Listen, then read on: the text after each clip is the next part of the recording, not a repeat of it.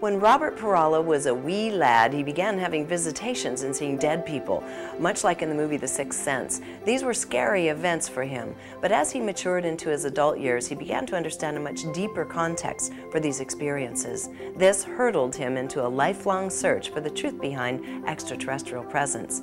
He has since authored a book titled The Divine Architect and has been featured on CNN, Coast to Coast, and other networks because of the unique quality of his clairvoyance, particularly around his broad understanding of this phenomena.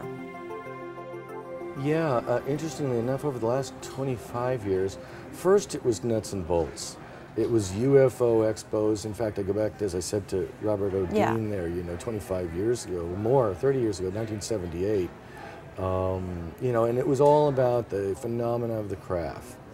Then eventually, as we recorded more information and the community recorded more information, it started getting into the nature of the contact and the dynamics of the contact. We started seeing a similarity. And then the consciousness movement started to come in, and this would be really an explosion that probably happened around '87 in what was called the harmonic convergence.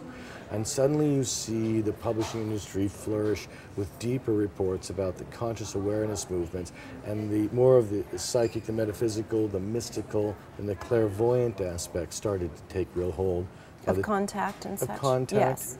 And that it became more like you could study the nuts and bolts of the phenomena, or you could also listen to the information that might have been imparted by the encounter. And that became fascinating, and then moved into more of the channeled material. Channeled materials existed long before Alice Bailey and long before all of these. Since we've been here. Others, yeah, so we've been here, but it seemed to have taken hold more.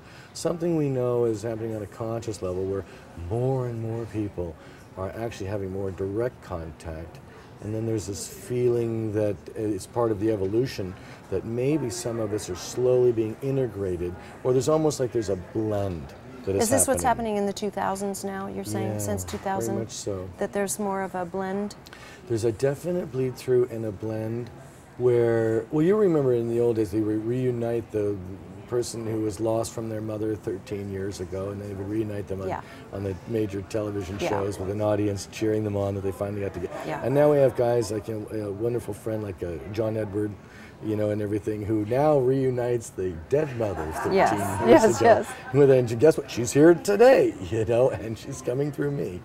And then it's accepted in the mainstream media that talking to the dead, meeting extraterrestrials, angelic visitations, empathic information and wisdom being brought through seems to become more acceptable. So I think maybe we're moving towards more from technology to consciousness. Yeah, consciousness, and not only that, that we're becoming somewhat of a telepathic society. To get a feel for the direction of the UFO movement over the last 3 decades, you won't want to miss this interview. Go to Conscious Media Network for the full-length version.